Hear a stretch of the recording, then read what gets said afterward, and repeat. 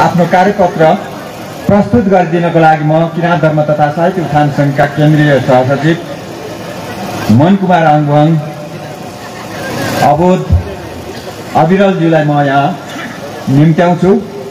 त्यसपछि फेरि पनि गीत पनि रहनेछ अनि हाम्रो कार्यक्रम पनि समापन हुनेछ। एकछिन धैर्य बसिदिनको लागि म यहाँलाई अनुरोध गर्दै तपाईहरुलाई म यहाँ मन कुमारजीलाई म निम्त्याउँछु। धन्यवाद।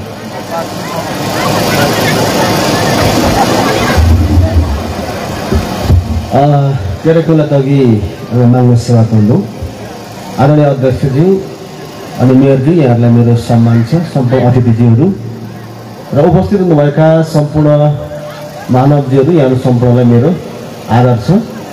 यो कार्यक्रम दोस्रो सेसनमा गर्ने भनेको थियो, तर मौसम पनि र अलिकति कार्यक्रम ढिलो भएकोले यही कार्यक्रममा सकौँ भन्ने सल्लाह भयो। सकौँ, ठिकै छ।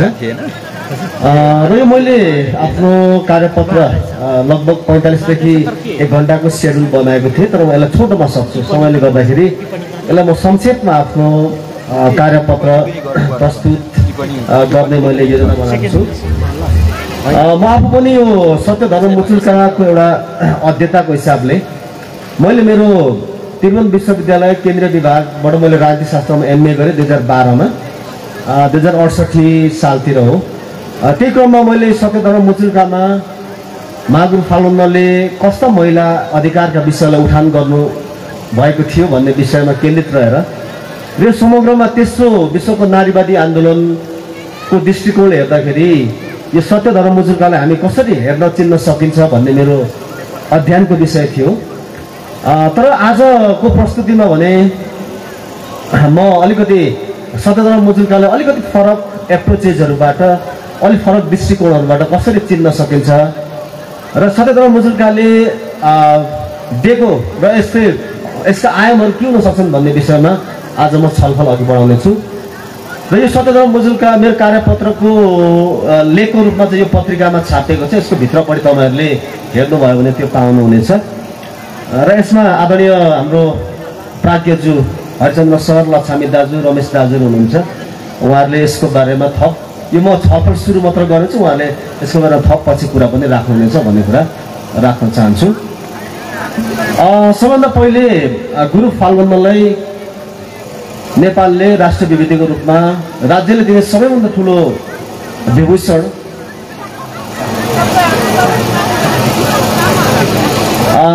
राष्ट्रिय विभूतिको रूपमा विभूषित गरेको छ। यो पत्रिकाको पेज नम्बर 4 मा हेर्नुभयो भने यहाँले यो कार्यपत्रको एउटा स्वरूपमा रहेको लेखको स्वरूपमा रहेको कार्यपत्र पाउनुहुनेछ।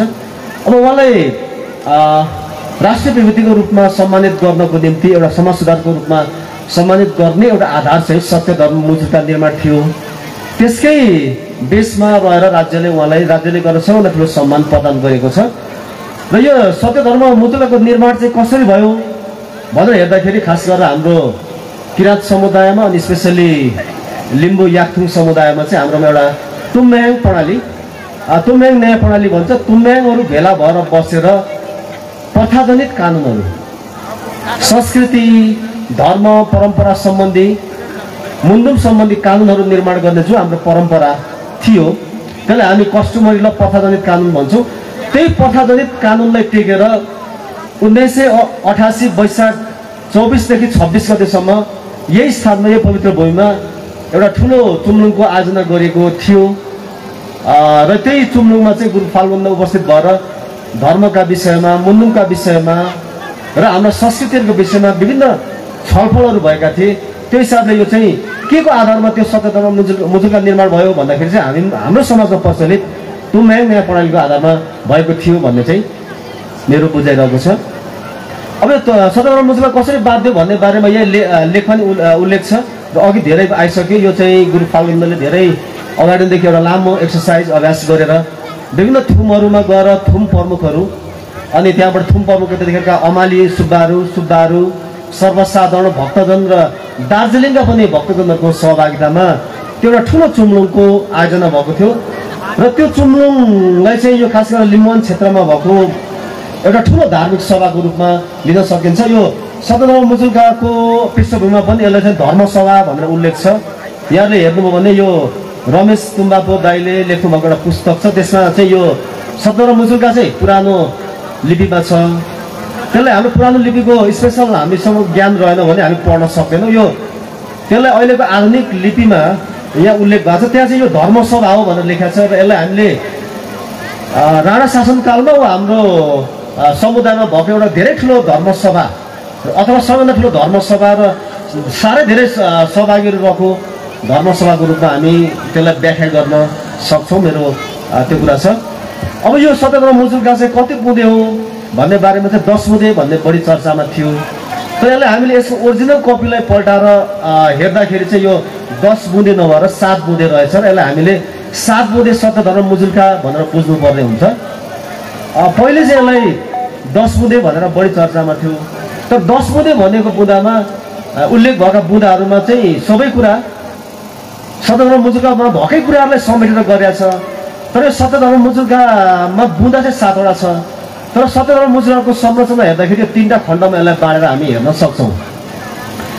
एउटा चाहिँ यो पृष्ठभूमि खण्ड। यो पृष्ठभूमि खण्डमा चाहिँ निकै लामो लेखिएको छ, यो किन गर्नु पर्यो, अनि यो किन यो मुजुल्काको निम्ति चुन्लुङ डाकियो भन्ने कुराहरू उल्लेख छ, र के गर्ने भन्ने कुरा छ, र बिचमा 7वटा बुँदाहरू उल्लेख छन्। र अन्तिममा चाहिँ त्यो सम्मेलनमा सहभागी प्रतिनिधिहरूको हस्ताक्षर र ठेगाना रहेको छ। यसरी हेर्दाखेरि सतधर्म मुजुल्कालाई हामी 3टा भागमा बाँडा हेर्न सकिन्छ र यसलाई हामीले 7 बुँदे भनेर चिन्नुपर्ने हुन्छ। अब 7 बुँदामा के छ भन्ने कुरा मैले डिटेलमा यहाँ राखेको छैन, यो प्राविधिक कारणले गर्दाखेरि। यसलाई हामी तपाईँहरूले यो बुकमा रमेश दाजुको बुकमा पनि छ, अरूतिर पनि पाउनुहुनेछ। अथवा तपाईँहरूले यो त्रिभुवन विश्वविद्यालयको लाइब्रेरीमा टियु लाइब्रेरीमा चाहिँ मेरो थेसिस छ, फिमेल राइट इन मागुर फाल्न सतधर्म मुजुल्का भनेर हेऱ्यो भने त्यहाँ मेरो थेसिस छ। त्यहाँ मैले चाहिँ यो आदरणीय नवीन तुम्बापो दाइले मलाई कपी दिनुभएको थियो, त्यसको कपीहरू मैले त्यहाँ राखेको छु। त्यहाँबाट पनि त्यसको के अरे त्यसको ऊ चाहिँ पाउनुहुनेछ। अब यो खास गरेर यो 7 बुँदामा के छ भन्ने कुरा यहाँ मेरो आर्टिकलमा अलिकति मेन्सन गरेको छु। तर यसलाई म आज पढ्न चाहन्न, समयमा छिटो सक्न चाहन्छु। यसलाई संक्षेपमा यसलाई मैले टुङ्ग्याउन चाहेको छु। र अब यो यसलाई 7 बुँदे छ र यसलाई हामीले कसरी हेर्न सकिन्छ भनेर हेर्दाखेरि चाहिँ अहिले मैले यसलाई 8वटा बुँदामा चाहिँ सतधर्म मुजुल्कालाई यसरी चिन्न सकिन्छ भनेर मेरो पर्सपेक्टिभहरू चाहिँ प्रस्तुत गरेको छु। अब सतधर्म मुजुल्कालाई हामीले कसरी हेर्न सकिन्छ भने यो चाहिँ एउटा ऐतिहासिक दस्तावेज, ऐतिहासिक लिखित दस्तावेजको रूपमा लिन सकिन्छ। अब योभन्दा अगाडि चाहिँ हाम्रो धेरै चिजहरू ओरल ट्रेडिसनमा मौखिक परम्परामा थुतुरी वेदमा भनौँ थुतुरी वेदमा रहने गर्थ्यो। तर यो लेखेर राख्ने चलन चाहिँ हाम्रोमा धेरै कम थियो। त्यसको धेरै कारणहरू होलान्। तर हेर्दाखेरि चाहिँ यो के छ भन्दाखेरि चाहिँ ऐतिहासिक दस्तावेजको रूपमा चाहिँ लिखित एउटा दस्तावेज हामीसँग उपलब्ध भएका चाहिँ ऐतिहासिक दस्तावेजमध्ये यो एउटा दस्तावेजको रूपमा लिन सकिन्छ। यसलाई विभिन्न प्रोफेसरहरूले चाहिँ जस्तै क्रिस्चियन धर्ममा चाहिँ 10 कमान्ड्स भन्छ, अनि 10 आज्ञा, अनि बुद्धमा चाहिँ पञ्चशील भने जस्तो चाहिँ यो खास किराँत धर्मावलम्बीहरूको लागि चाहिँ यो 7 बुँदे सत्य धर्म मुजुल्का चाहिँ एउटा यो चाहिँ ऐतिहासिक दस्तावेज हो, एउटा कोसे ढुङ्गा हो भनेर चाहिँ प्राध्यापक नोबल किशोर राई भन्नुहुन्छ। त्यसमा मेरो सहमति छ। र यसो हेर्दाखेरि हाम्रो यो लिखित दस्तावेजहरूमध्ये एकदम पुरानो दस्तावेज लिखित दस्तावेजको रूपमा एउटा रहेको हामी मान्न सक्छौँ। त्यस्तै यसलाई यो सत्यधर्म मुजुल्का निर्माणलाई चाहिँ मेरो दृष्टिकोण चाहिँ यो एउटा ठुलो नारीवादी आन्दोलन हो भन्ने मेरो बुझाइ छ। विश्वमा खास गरेर 1945 भन्दा दोस्रो विश्वयुद्ध भइसके पछाडि ठुल्ठुला नारीवादी आन्दोलनहरू भएको देख्न सक्छौँ। मेरो यो थेसिसमा पनि मैले नारीवादी दृष्टिकोणबाटै हेरेको थिएँ। अब के छ भने यो तेस्रो मुलुक भनेको चाहिँ खास गरेर एसियाका देशहरू, अनि अफ्रिकाका देशहरू, अनि गरिब देशहरूमा पनि गरिब देशहरूका महिलाले एउटा नारीवादी आन्दोलन गरे। र उनीहरूले के भन्यो भने एसियाका मान्छेहरूलाई, एसियाका महिलाहरूलाई चाहिँ 2 खालको हामीमा विभेद छ। एउटा हामीभन्दा माथिल्लो जातका मान्छेले विभेद गर्छ हामीलाई भनेर नारीहरूले भने, र दोस्रो कुरा चाहिँ हाम्रै आफ्नै जातका के अरे पुरुषहरूले विभेद गरे। त्यो हिसाबले गर्दाखेरि चाहिँ महिलाहरूलाई, पुरुष प्रधान समाजमा महिलाहरूलाई संस्कृति अनि परम्परा अनि कानुन अनि यस्ता मूल्य मान्यता जस्ता चिजहरूलाई हतियार बनाएर पुरुषले महिलालाई विभेद गर्छ र धर्मलाई र संस्कृतिलाई आधार बनाएर विभेद गर्छ। र त्यसको विरुद्धमा हामी आन्दोलित हुनुपर्छ है भनेर चाहिँ दक्षिण एसियाका, अफ्रिकाका काला महिलाहरूले अथवा एसियन महिलाहरूले जो आन्दोलन गरे त्यही स्वरूपको रूपमा चाहिँ यो जुन हाम्रो क्षेत्रको चाहिँ यो एउटा आन्दोलनको एउटा यो विश्वमा चलेको तेस्रो धारको चाहिँ यो विश्व नारीवादी आन्दोलनको रूपमा पनि यसलाई जोडेर हेर्न सकिन्छ भनेर भनेको छ। यो खास गरेर संयुक्त राष्ट्र सङ्घले 1931 देखि पछाडि एउटा नारी दशक मनायो, यो 1931 भन्दा अलिक पछाडिबाट।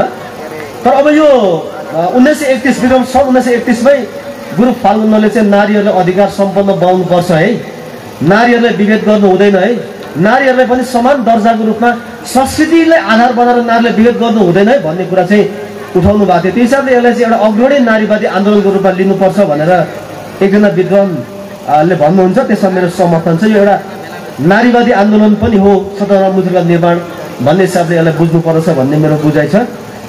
अब यो मैले यसो एक दुईवटा कुरा छ हामीले बुझ्नुपर्ने चाहिँ के रहेछ भने धेरैले मान्छेले सहजै रूपमा भनिदिन्छन् क्या, मैले हेरेँ सानो सञ्जालमा हेर्छु लेखहरूमा लिम्बू समाजमा चाहिँ नारी विभेद छैन भनेर चाहिँ भन्ने चलन छ। एकदम पढालेखा विद्वानदेखि लिएर सर्वसाधारणमा त्यो खालको एउटा न्यारेटिभ हल्ला एक खालको आएको छ। तर हामीले के बुझ्नुपर्छ भने लिम्बू समाज आफैमा एउटा पुरुष प्रधान समाज हो। अब पुरुष प्रधान समाज हुनुको नाताले लिम्बू समुदायमा नारीमा विभेदहरू छ। त्यसको केही उदाहरणहरू मैले 6-7 वटा बुँदामा लेखेँ, त्यसलाई मैले यहाँ संक्षेपमा राखेको छु। जस्तै अब हाम्रो समाजमा चाहिँ छोरा मान्छेलाई नै वंशको एउटा आधारको रूपमा लिन्छ, छोराको नाममै हाम्रो थरहरू हुन्छ। अनि अब सम्पत्ति अधिकार नै छोरालाई हुने, छोरी बिहा गरेर जानुपर्ने। अनि त्यसै गरी चाहिँ यो त्यो हिसाबले अनि फेरि एउटा मलाई रमाइलो लागेको चाहिँ म सानो हुँदाखेरि मैले सुनेको थिएँ, म एउटा फराक्लो सुन्दै थिएँ एउटा सुत्याएको।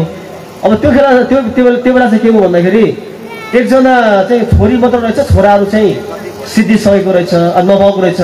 अनि त्यहाँको मुन्डुम भन्नेले भन्यो आइनङ थो फल्ना कुसा यमिचा मे हो मेन्सुमार मेवा खुन अपुताले पोखे मेम्बी भन्यो कि। अनि पोखेरो भनेर भने हेर्दाखेरि अब हाम्रो समुदायले हाम्रो मुन्डुमले पनि नारीलाई चाहिँ एउटा वंशको रूपमा नलिँदो रहेछ भन्ने कुरा चाहिँ छ। यसले गर्दा हामीले के बुझ्नुपर्छ भन्दा लिम्बू समुदायमा नारी विभेद छैन होइन छ। मैले 10 वटा बुँदामा कसरी लिम्बूले छोरीलाई विभेद गर्छ भन्ने एउटा नारीवादी एउटा अध्येताको हिसाबले चाहिँ उल्लेख गरेको छु। मेरो आर्टिकल छ त्यहाँ, मैले थोरै त्यसलाई संक्षेपमा उल्लेख गर्दै गएको छु। यहाँहरूले समय हुँदाखेरि निकालेर हेर्नु होला। त्यो हिसाबले चाहिँ हामीले के गर्नुपर्छ भन्दाखेरि यो नारीवादी आन्दोलन भन्ने हिसाबले बुझ्छु।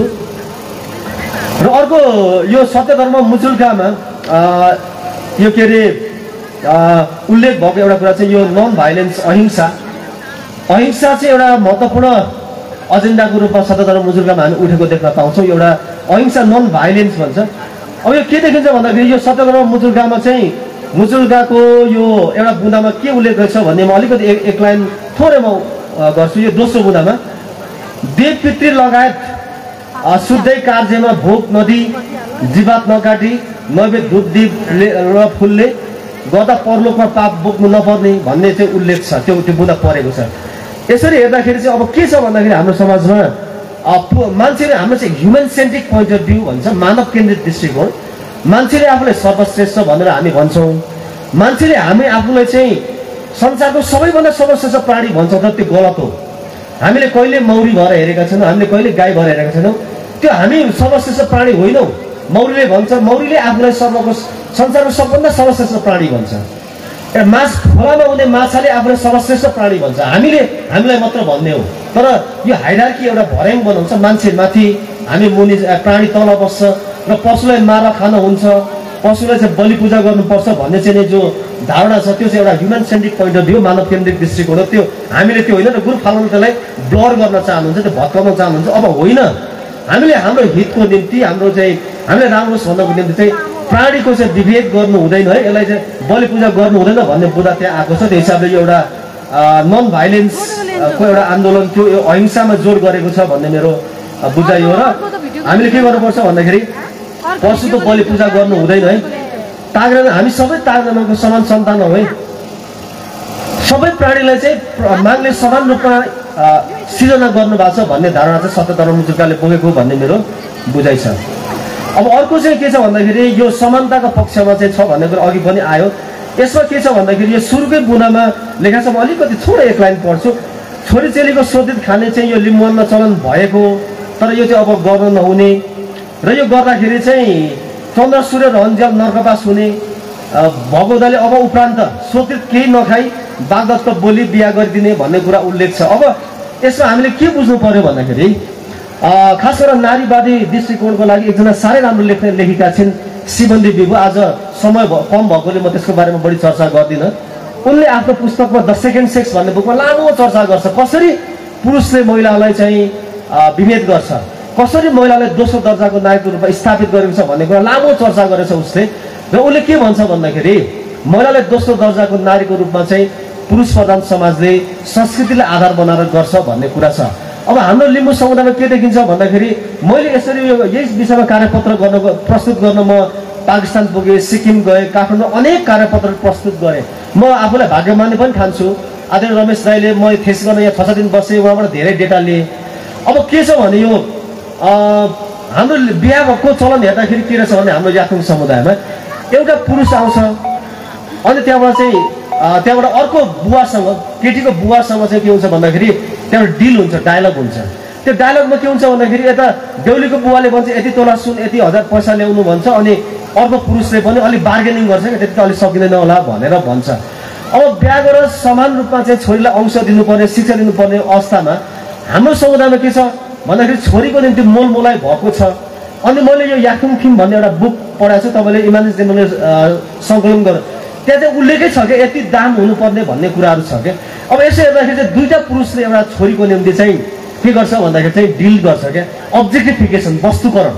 र हाम्रो समाजमा चाहिँ छोरीचेलीलाई वस्तुकरण गर्ने चलन छ। त्यसको अपोज चाहिँ यो सत्यधर्म मुजुरले गरेको देखिन्छ। त्यसले गर्दाखेरि चाहिँ छोरीचेलीलाई अब अब्जेक्टिफिकेसन होइन है, वस्तुकरण गर्ने होइन है भन्ने चाहिँ यसले अघि बढेको देखिन्छ। अब हाम्रो समुदायमा के छ भने छोरी अलिक तरुनी भयो भने अब दाँत तिखारो है, यसले त रागा साँड्छ है भन्छ। यो लिम्बू मनोविज्ञान हो। हाम्रो लिम्बू याक्थुङ मनोविज्ञान त के छ भन्दाखेरि अब छोरी तरुनी भयो, यसले पढ्छ, अधिकृत बन्छ, नेता बन्छ, मेयर बन्छ, प्रधानमन्त्री बन्छ, राष्ट्रपति बन्छ भन्ने हाम्रो मनोविज्ञान छैन। हामी के बुझ्छौँ अब यसले राम्रो लाउरे सार्छ अथवा चाहिँ रागा सार्छ, दाँत तिखार्नु पर्यो भन्ने हिसाबले यसले के त भन्दाखेरि अब हाम्रो बेच्ने मनोविज्ञान चाहिँ हाम्रो लिम्बूको साइकोलोजी देखिन्छ। त्यसले गर्दाखेरि यो अब्जेक्टिफिकेसनलाई हटाउनु पर्छ है भन्ने कुरा सत्यधर्म मुजुरले अघि सारेको छ। त्यो हिसाबले हेर्ने भने चाहिँ यो समानताको पक्षमा नारीलाई विरोध गर्नु हुँदैन भन्ने पक्षमा सत्यधर्म मुजुरका उभिएको देखिन्छ। मेरो बुझाइ चाहिँ त्यो रहेको छ। अब यो अर्को चाहिँ सत्यधर्म मुजुरले चाहिँ एकताको पक्षमा देखिन्छ। मेरो 5औं बुँदामा मैले यसलाई थोरैमा छिटो सकिहाल्छु, जाडो बन्छ, यहाँलाई एकछिन धैर्य गरिदिनु होला। अब यो कसरी एकताको पक्षमा छ भने सत्यधर्म मुजुरको पृष्ठभूमिमा लामो उल्लेख छ, यहाँ लगातार सबै कुरा उल्लेख गरेको छ। अब यहाँ सबै धेरै लाइनहरूमा चाहिँ पटक पटक गरेर आएको छ। अब हाम्रो लिम्बूहरूको चाहिँ अथवा चाहिँ हाम्रो यो 17 पल्लो किराँत 10 लिम्बू 17 थुममा चाहिँ विभिन्न खालका संस्कारहरू रहेको, मुन्नुमहरू फरक फरक रहेको, लिखित नभएको हुनाले चाहिँ एक गर्नुपर्ने भएको हुनाले चाहिँ अब यो सत्यधर्म मुजुरका निर्माण गरेको हो भनेर भनेको छ। त्यसले गर्दाखेरि यो सत्यधर्म मुजुरले चाहिँ हरेक कुरालाई हामीले एक बनाएर लग्यौँ भने चाहिँ हाम्रो चाहिँ एकता आउँछ, एकताले शक्ति दिन्छ भन्नेमा जोड गरेको जस्तो देखिन्छ। र यो सत्यधर्म मुजुरका चाहिँ एकताको पक्षमा, सांस्कृतिक एकता, भाषिक एकताको पक्षमा उभिएको देखिन्छ। एकताले चाहिँ बल दिन्छ भन्ने, एकता भयो भने चाहिँ लामो समय कुनै पनि कुरा टिकाएर लैजान सकिन्छ, विविधता भयो भने चाहिँ हराएर जाने बाटोमा छ भन्ने कुरा चाहिँ सत्यधर्म मुजुरले अघि बढाएको देखिन्छ। र यो सत्यधर्म मुजुरका एकताको पक्षमा छ भन्ने मेरो बुझाइ हो। यसमा यो मुजुरकामा त्यो कुरा छ। र अर्को महत्त्वपूर्ण कुरा चाहिँ सत्यधर्म मुजुरले चाहिँ मातृभाषामा शिक्षामा जोड दिएको छ। अब यो मैले अलिकति मेरो आर्टिकलमा पनि उल्लेख गरेको छु। र यो अहिले मातृभाषामा शिक्षालाई चाहिँ विश्वमा के छ भने एउटा जल्दो बल्दो विषयको रूपमा लिएको छ। संसारभरिका विभिन्न देशका भाषाविदहरूको सम्मेलनहरू भए, ती सम्मेलन र संसारभरिका भाषाशास्त्रीहरूले के निष्कर्ष निकाले भन्दाखेरि हामीले पढाउँदाखेरि चाहिँ सम्बन्धित भाषाको चाहिँ मातृभाषामै विद्यार्थीको मातृभाषामा शिक्षा दियो भने सिकै परोपकारी हुन्छ भन्ने चाहिँ मान्छेको बुझाइ, शिक्षाशास्त्रीहरूको निष्कर्ष छ। अब गुरु फाल्गुनले चाहिँ 1928 सालमै यो सत्यधर्म मुजुरकामा हेर्नुभयो भने अगाडिपट्टिको भागमा चाहिँ यो मातृभाषामा शिक्षा दिनको निम्ति यो आफ्नो भाषामा, आफ्नो अक्षरमा र गैर अक्षरमा पढाउने एउटा मन्दिर लिएर पाठशाला एक समेत निर्माण गर्ने भन्ने कुरा सत्यधर्म मुजुरको पृष्ठभूमिमा छ। यसो हेर्दाखेरि चाहिँ आजभन्दा धेरै अगाडि जतिखेर चाहिँ राज्यले अङ्ग्रेजी भाषालाई मान्यता दिइरहेको थियो, अङ्ग्रेजी खास गरेर चाहिँ राणा शासकहरूले इङ्ग्लिस एजुकेसनलाई चाहिँ ल्याइरहेको थियो र हाम्रो समुदायमा ल्याइरहेका थिए। उनीहरूले गोरालाई खुसी पार्नको निम्ति आफ्ना शासकहरूलाई चाहिँ आफ्ना नाचन्दालाई पढाउनु निम्ति चाहिँ अङ्ग्रेजी शिक्षालाई उनीहरूले ल्याइरहेको त्यो बेला गुरु फालुनले मातृभाषामा शिक्षा दिनु पर्दछ भनेर नेपाली भाषा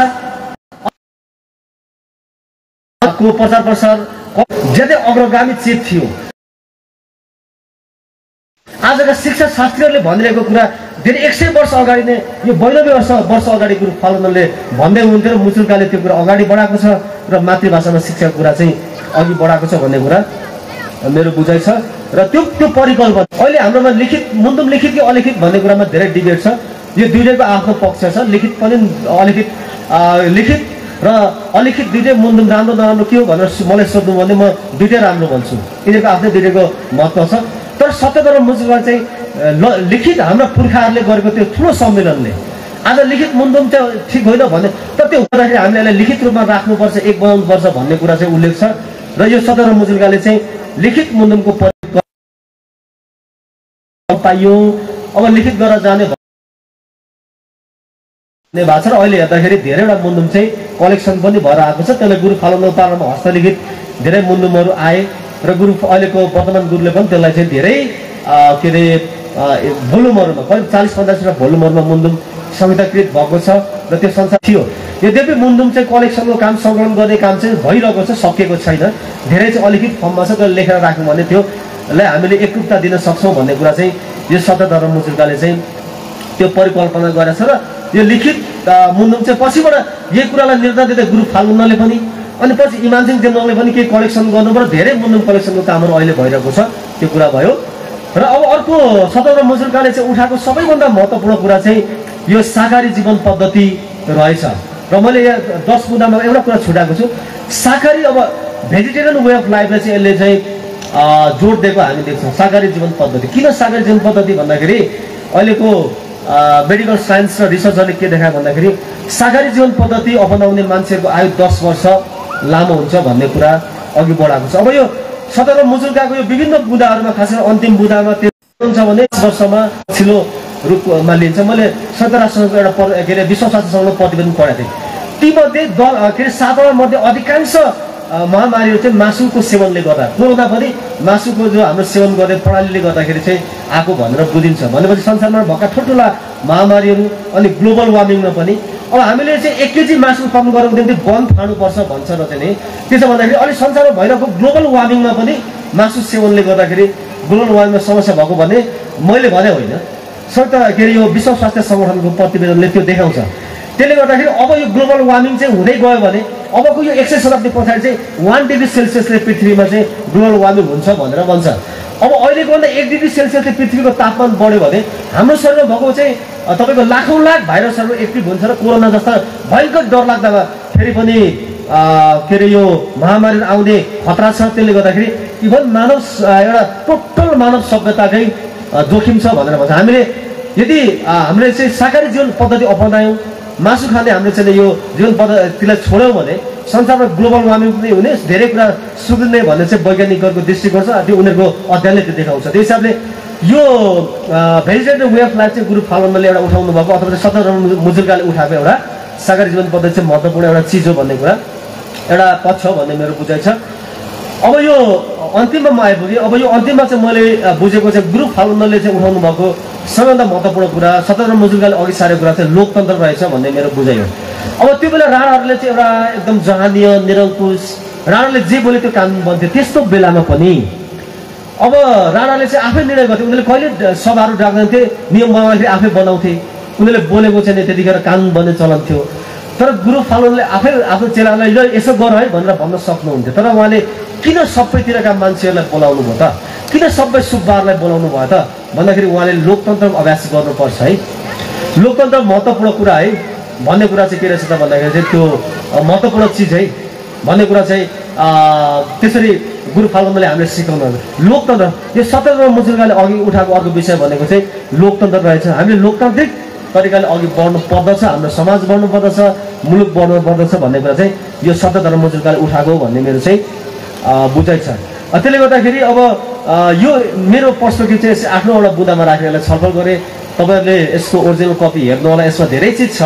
यसलाई मैले धेरै दृष्टिकोणबाट धेरै आर्टिकलहरू गरेको छु, इङ्ग्लिसमा, नेपालीमा, साह्रै धेरै प्रशस्त आर्टिकलहरू मेरो जर्नलमा ऊहरूमा छापेको छ। तपाईँहरूले हेर्नु भने मुजुरका सम्बन्धी धेरै धेरै दर्जन आर्टिकलहरू यसको बुक पनि गर्दैछु, कलेक्सन बुक पनि गर्दैछु र त्यसले अझै धेरै मैले चाहिँ यसलाई यो खास गरेर वेस्ट के अरे ग्लोबलाइजेसन विश्वव्यापीकरणको दृष्टिकोणमा, लोकतन्त्रको कसीमा अनि त्यहाँबाट विश्वको त्यो एउटा नारीवादी दृष्टिकोणमा धेरैवटा पर्सपेक्टिभबाट सत्यधर्म मुजुरकालाई एनालाइसिस गर्ने प्रयास गर्दैछु र पछि कलेक्सन बुक पनि गर्ने मेरो सोच छ।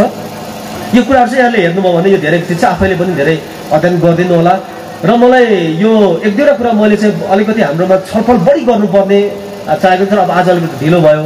यो खास गरेर मलाई धेरै कार्यपत्र प्रस्तुत गर्न जाँदाखेरि लिम्बूमा त नारी समानता छ नि, लिम्बूले नारीलाई छोरीलाई विगत गर्दैन नि भन्ने कुरा चाहिँ धेरै आयो र मैले लिम्बूले छोरीलाई विगत गर्छ है, कसरी गर्छ भन्दाखेरि लिम्बू समुदाय नै आफैमा के छ त भन्दाखेरि आफैमा एउटा के त पुरुष प्रधान समाज हो र पुरुष प्रधान समाजले नारीलाई के त पछि पार्नको निम्ति चाहिँ विभिन्न संस्कारहरू, परम्पराहरू, कानुनहरू निर्माण गरेको हुन्छ र मैले के विभेदका 10 नमुनाहरू भनेर एउटा आर्टिकल पनि गरेको छु र त्यो कुराहरू छ र यो मेरो बुझाइहरू यही राख्दै र यो छिटो अब दोस्रो सेसनमा रात पर्थ्यो होला, अब छिटै सक्न पाइयो त्यो कुरा राख्दै यस पछाडि हाम्रो आदरणीय कमेन्टेटर्सज्यूहरूले पनि केही कुरा राख्नुहुनेछ होला र केही कुरा उठेमा म आफ्नो कुराहरू आफूले बुझेसम्मको मेरो बुझाइहरू यो मेरो छलफल मात्र हो, मेरो बुझाइ अन्तिम होइन, तपाईँको आफ्नै पर्सपेक्टिभ हुनसक्छ। हामीले के बुझ्नुपर्छ भने कुनै पनि विषयमा व्यक्ति पछि, समुदाय पछि, समय पछि फरक फरक परिभाषाहरू, मान्यताहरू हुन्छ, त्यसमा हामीले सबैले स्वीकार्नुपर्छ। यो मेरो पर्सपेक्टिभहरू हो। म यति नै कुरा अहिले राख्न चाहन्छु सर।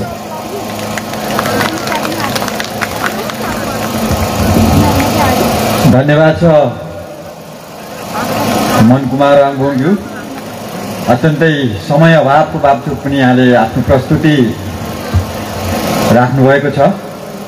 हामीले यो प्रस्तुतिलाई 6 जनाको दरले 5 वटा समूह विभाजन गरेर समूहको प्रमुख चयन गरेर समूह छलफल गरेर अनि समूहका टिप्पणीहरू प्रस्तुत गरेर फेरि छलफल गरेर टिप्पणीकारहरूको टिप्पणीलाई समेत समायोजन गरेर एउटा यसलाई पूर्णता दिने समेत हाम्रो कार्यतालिका थियो। तर समय अभावका कारण हामीले यसरी एकदमै फास्ट ट्र्याकबाट सक्नुपर्ने परिस्थिति आयो। त्यसकारणले हामी यसरी गरिरहेका छौँ। हामीले गीत सुनाउने कुरा फेरि पनि छँदैछ, तर त्योभन्दा अगाडि अब यो समूहको कुरा सकिएको, समय अभावले गर्दाखेरि सकिएको छ र छोटकरीमा यो प्रस्तुत भएको कार्यपत्रमाथि टिप्पणी गरिदिनको लागि म फेरि पनि हाम्रा अतिथि प्राज्ञ हरिचन्द्र लाउतीजीलाई म छोटो टिप्पणीको लागि म यहाँ मञ्चमा निम्त्याउन चाहन्छु। तपाईँहरू कृपया धैर्य गरी बसिदिनु होला, म गीत पनि प्रस्तुत गर्नेछु।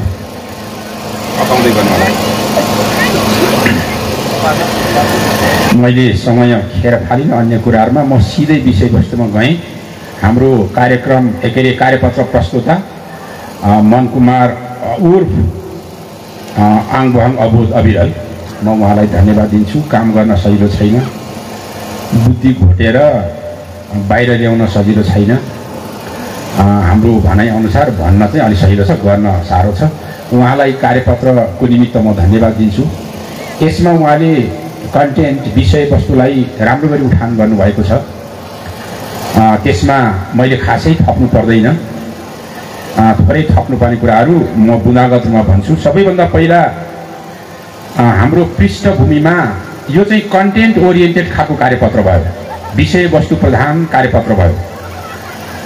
अब अलिकति यसमा के गर्नुपर्थ्यो भन्ने म उहाँलाई सल्लाह दिन्छु भन्दाखेरि पृष्ठभूमिमा कर्ता अर्थात् हाम्रा अति एउटा श्रद्धेय पूजनीय महागुरु फाल्गुनन्द, उहाँको परिचय यसलाई अर्को अर्थमा जीवनी थोरै खास गरेर उहाँको परिचय चाहिँ अलिकति राख्नु पर्थ्यो, किन भन्दा मूल कर्ता नै उहाँ हुनुहुन्थ्यो।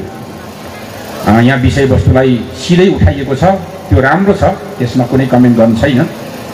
एउटा कुरा मैले त्यो भने। अर्को कुरा चाहिँ कन्टेन्ट ओरिएन्टेडमा पनि कन्टेन्ट भेरिफिकेसन गर्नको निमित्त 7 बुँदे भनेको के थियो त भन्दा त्यसको ओरिजिनल डकुमेन्टेसन, त्यसको वास्तविक लाइनहरू जस्तो बुँदा नम्बर 1 मा त्यही राख्ने, बुँदा नम्बर 2 त्यही राख्ने, बुँदा नम्बर 3 त्यही राख्ने, बुँदा नम्बर 7 त्यही राख्ने। यसो गर्दाखेरि पाठकहरूलाई 7 बुँदे सत्य एउटा त्यो मुचुल्का कस्तो थियो त भन्ने कुराको एक्ज्याक्ट मिरर नि। हामी ऐना हेर्दाखेरि म कस्तो छु भन्दा ठ्याक्कै आफ्नो इमेज देखाउँछ नि। बाँकी त्यसको विश्लेषण उहाँले गर्नुभएकै छ। अब अरू पनि त्यसको अवधारणा के हो पाठकलाई जान्छ। मैले त्यति मात्रै भने। अर्को चाहिँ यसको जुन के अरे अलि रिफरेन्सिङ भन्छ नि, यो सन्दर्भ सूचीलाई मिलाउने कुरामा उहाँलाई अलिकति यसमा मिलेको छैन। जस्तो सबैभन्दा पहिला हाम्रो लेखकहरू होइन, अब उहाँको लेखकको नामहरू त्यसमा पनि अब त्यो त भइहाल्यो, मैले छोटो भने। त्यसपछि अब हामीले चाहिँ त्यो कुन सालमा त्यो काम भएको थियो त्यो मिति राखेर के काम भएको थियो त्यसरी गरेको भए राम्रो हुन्थ्यो, किनभने रिफरेन्सिङ त्यो गर्ने त्यो विधि छ, एउटा राष्ट्रिय अन्तर्राष्ट्रिय विधि। अर्को कुरा चाहिँ यो रिफरेन्समा चाहिँ सन्दर्भ सूचीमा चाहिँ राख्नुपर्ने कुरा उहाँले छुटाउनु भयो, हतार भयो होला। जस्तो 7 बुँदे जुन के अरे एउटा मुचुल्का थियो त्यसलाई चाहिँ स्रोत उहाँले मूल मान्नु पर्थ्यो। 7 बुँदे स्रोतलाई चाहिँ मूल स्रोत मान्नु पर्छ, किनभने उहाँको थेसिस पनि त्यसैमा सकियो, उहाँले त्यसैमा गर्नुभएको छ, राम्रो गर्नुभएको छ। तर जुन कुराको स्रोत चाहिँ उहाँले मूल मान्नु पर्छ त्यो चाहिँ छुटाउनु भएछ। जस्तो यहाँनिर आङ्गुहाङ अबोध अविरल उहाँले गर्नुभएको त्यो राख्नुपर्छ, ठिकै हो।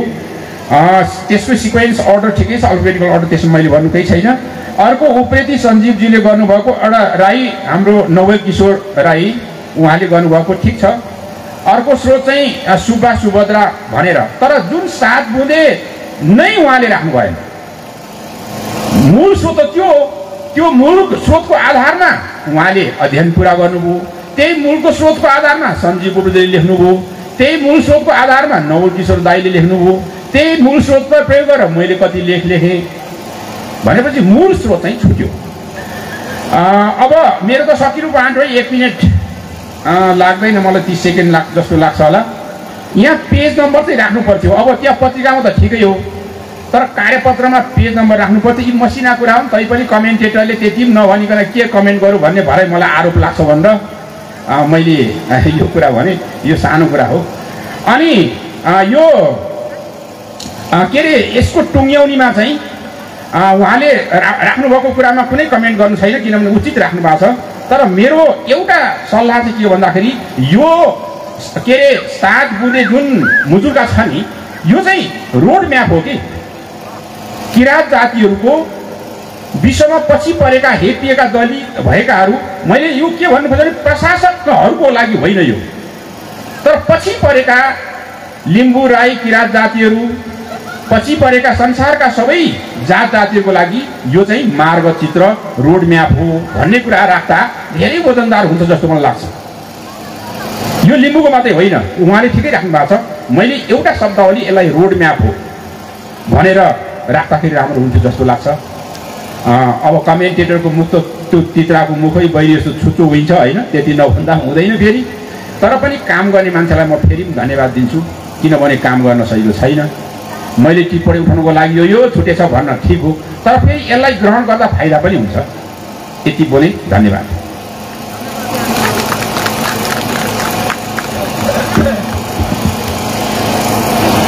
सार्थक टिप्पणी र अत्यन्तै रचनात्मक सुझावका लागि हाम्रा प्राज्ञ हरिचन्द्र लाउतीजीलाई म हार्दिक हार्दिक धन्यवाद ज्ञापन गर्दछु।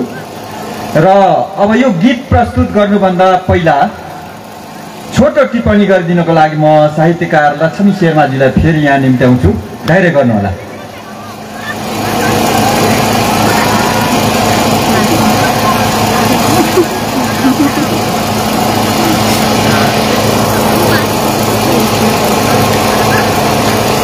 धन्यवाद घोषज्यू। गुरुआमा अर्को चरण कमलमा प्रणाम गरेँ र अरू सम्बोधन मैले गरिनँ। यो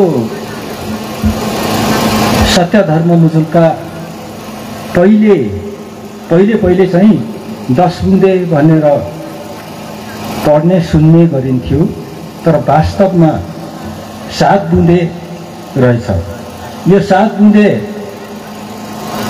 सत्यधर्म मुचुल्कामा मानव जीवनले अँगाल्नु पर्ने जन्मदेखि मृत्युसम्म गर्नुपर्ने समग्र कुराहरू समेटिएको रहेछ र कार्यपत्र प्रस्तोता उहाँ आफैमा यो 7 बुँदे मुचुल्का सम्बन्धमा ज्ञाताहरूमध्ये एक हुनुहुन्छ र मैले यो कार्यपत्रमाथि धेरै टिप्पणी गर्न छैन। मेरो विचारमा यो 7 बुँदे जुन आयामहरू छन् त्यो अत्यन्तै चेतयुक्त छन् र त्यतिखेर हाम्रो समाज समुदाय एक त भर्खरै सन्धि भएको, सन्धि एकातर्फ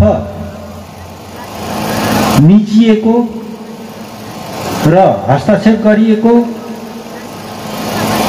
अनि एकात्मक केन्द्रीकृत शासन पद्धति अपनाइएको अनि फेरि राणा शासन पनि सुरु भएको। हाम्रो समाज त्यस्तै कारणले अत्यन्तै विकृत रूपमा फसिरहेको थियो। त्यस बेला त्यस अवस्थामा दूरदर्शी भन्नुपर्छ हामीले महागुरु फाल्गुनन्दलाई।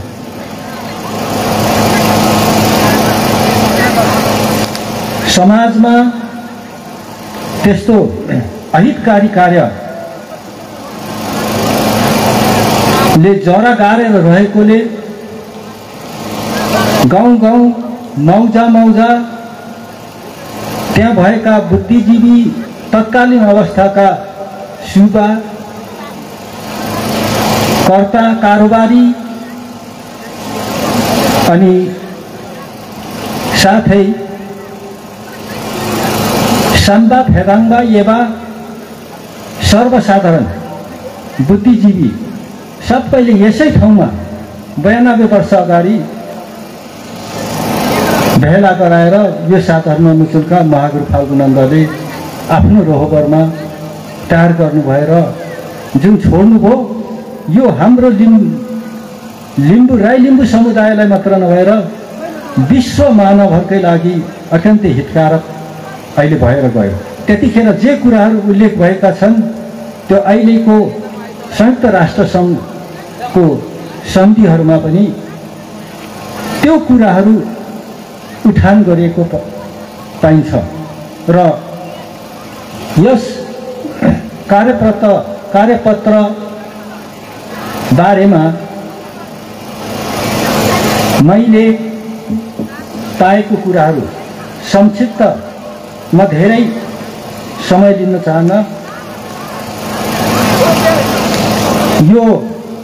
यो तरिकाले मैले टिप्पणी गर्न चाहेको थिएँ, समय अभावले म छोटकरीमा भन्न चाहन्छु। एउटा कार्यपत्रमाथि विहङ्गम दृष्टिकोण भन्ने टिप्पणी उठाएको छु। त्यसपछि कार्यपत्रका विषयगत शीर्षकहरू, त्यसपछि कार्यपत्रद्वारा प्राप्त दृष्टिबिन्दु, त्यसपछि कार्यपत्रमा छुटेको विषय, एउटा चाहिँ छुटेको विषय छ जस्तो लाग्यो मलाई। हुन त त्यो सबै कुरामा मातृभाषा शिक्षामा जोड दिइएको कुरा उल्लेख भएकै छ कार्यपत्रमा, तर यो एउटा बुँदा चाहिँ म यहाँ पढ्न चाहन्छु। कार्यपत्रमा मातृभाषाले मात्र जोड दिएको व्याख्या छ। 7 बुँदे मुचुल्काको पृष्ठभूमिमा एक ठाउँमा आफ्नो अक्षर लगायत गैर अक्षर पढ्ने पढाउने सो मन्दिर मेरा पाठशाला एक समेत बनाउने भन्ने वाक्यांश भेटिन्छ। उक्त वाक्यांशको आशय मातृभाषाका साथ राज्य भाषा तथा अन्तर्राष्ट्रिय भाषा समेत अध्ययन अध्यापन गराइनुपर्छ भन्ने नै हो। तथापि महागुरुले मातृभाषाका साथमा समग्र शिक्षामा जोड दिएको देखिन्छ र यसै गरी यो कार्यपत्र उठान भएको छ।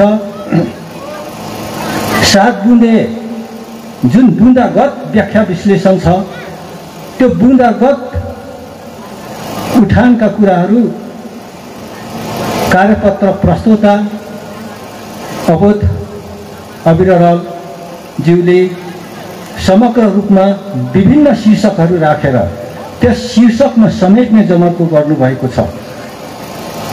त्यसमा सबै कुरो आएको लाग्छ मलाई 7 बुँदे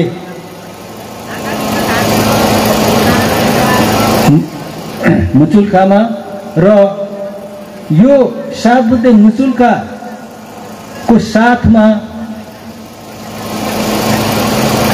मुन्धुम पनि समेटिनु आउने हुनाले जुन अघि पनि कार्यपत्र प्रस्तुताले मुन्धुमबारे धेरै व्याख्या विश्लेषण गर्नुभएको छ। मुन्धुम महागुरु फाल्गुनन्दको यो 7 बुँदे सत्यधर्म मुचुल्का बनेपछि आलेखन सम्पादन गर्ने कार्य सुरु भयो र अहिलेसम्म निरन्तर छ र यो सामाजिक मुन्धुमहरूमा अहिलेको समय परिप्रेक्ष्य अनुसार केही संशोधन गरिनुपर्ने स्थितिहरू पनि देखा परेको छ। जो धेरै जसो लगभग प्रत्येक दिन 5000 भन्दा बढी सेवा साभाहरूले उच्चारण गर्नुहुन्छ। त्यसमा केही सुधार गर्नुपर्ने शब्दहरू छन्। त्यो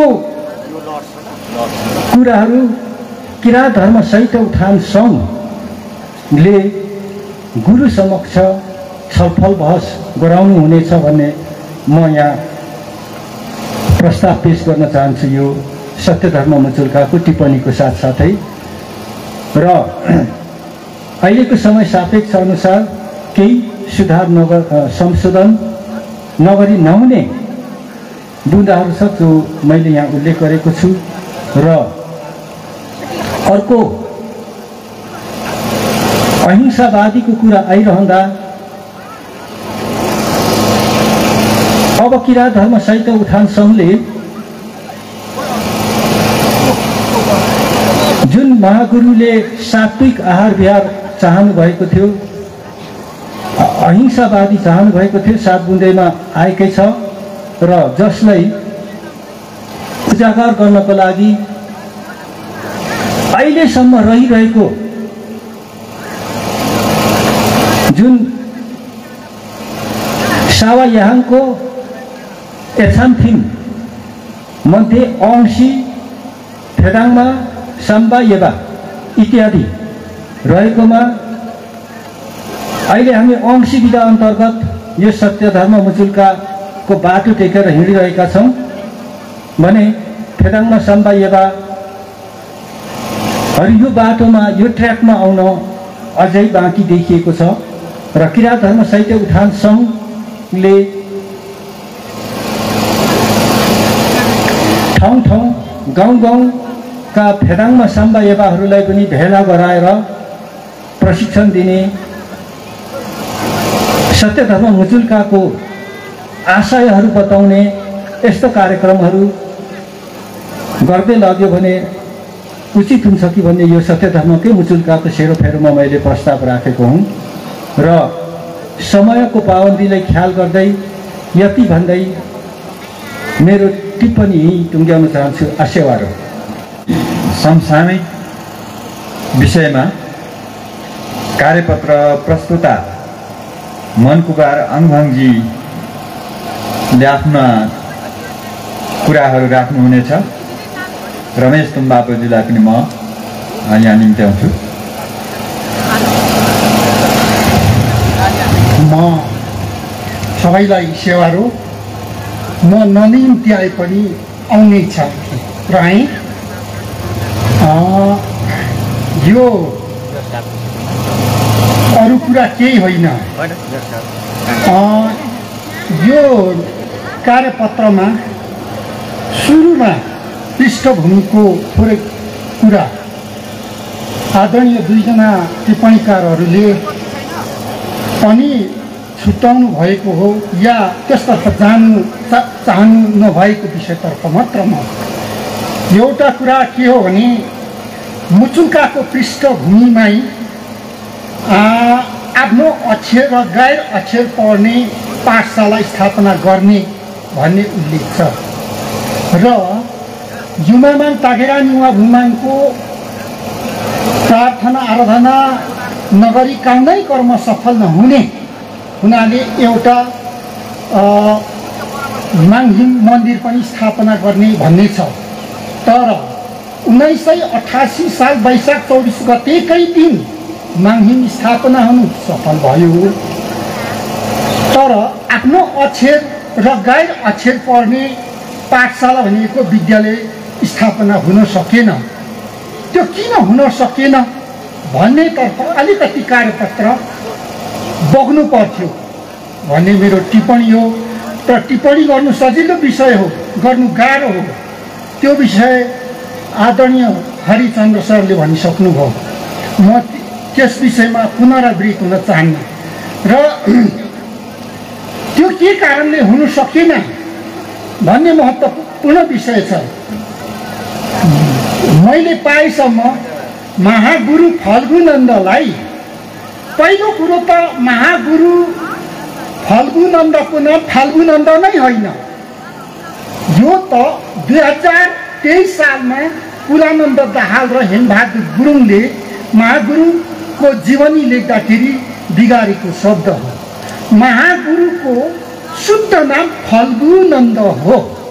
त्यसको 100औं होइन, 1000औं होइन, 23 सालदेखि भएको शिवाखाउन टिप्पणी, मुन्दुम, चिठीपत्र, मुचुल्का सबै प्रमाण हजारौं हजार प्रस्तुत गर्न सकिन्छ।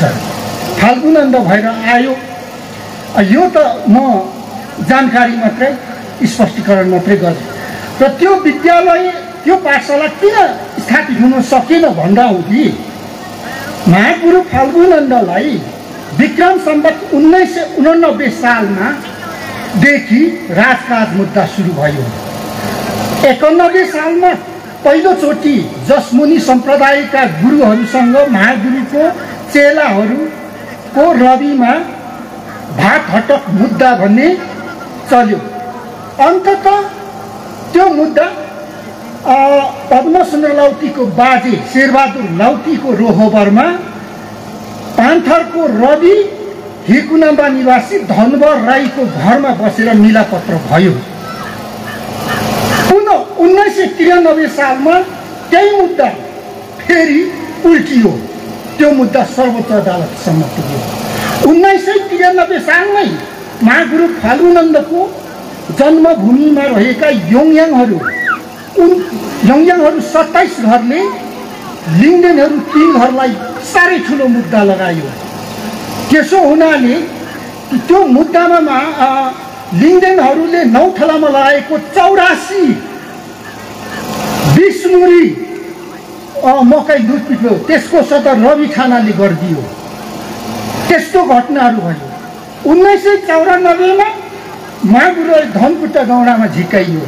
1995 मा महागुरु फाल्गुनन्दले सिनमबाट कञ्चनगिरीको आरोपमा कालीबहादुर सुब्बा कालीबहादुर थिवेको घरबाट पक्रा गरेर धनकुटा पुर्याइयो। 1993 फागुनमा महागुरु फाल्गुनन्दलाई इन्द्रावती खोला र कावेरी खोला कामैयाको दोभानबाट पक्रेर काठमाडौँ पुर्याइयो। 1996 असोजमा पुनः महागुरुलाई अर्को मुद्दा लगाइयो। सिनामबाट महागुरु धनकुटा जाँदाखेरि चेलाबुढाले 23 रुपियाँ 8 आना चन्दा उठेर दिएको बोहीहरू छन्। यस कारणले महागुरु फाल्गुनन्दले त्यो पाठशाला स्थापना गर्न सक्नु भएन र अहिलेसम्म स्थापना हुन सकेको छैन। तर पनि महागुरु फाल्गुनन्दले के गर्नुभयो भने मन्दिरहरू स्थापना गरेर मन्दिरको छत्र छायामा हिन्दू धर्मको पर्वहरू स्थापना गरेर जम्मा हुने अनि आफ्नो मातृभाषालाई सरौट गर्ने, अध्ययन अध्यापन गराउने, सार्ने सराउने, प्रचार प्रसार गर्ने त्यस्तो कार्य गर्नु हो। यी कुराहरू यो कार्यपत्रमा उत्खनन भएदेखि अझ राम्रो हुने थियो भन्ने मेरो निजी धारणा हो। अर्को कुरा 1988 सालको सत्य धर्म मुचुल्काको भेलाभन्दा 1988 साल मङ्सिर 24 गते योभन्दा सङ्ख्यागत हिसाबले ठुलो यहाँ धर्मसभा भएको छ।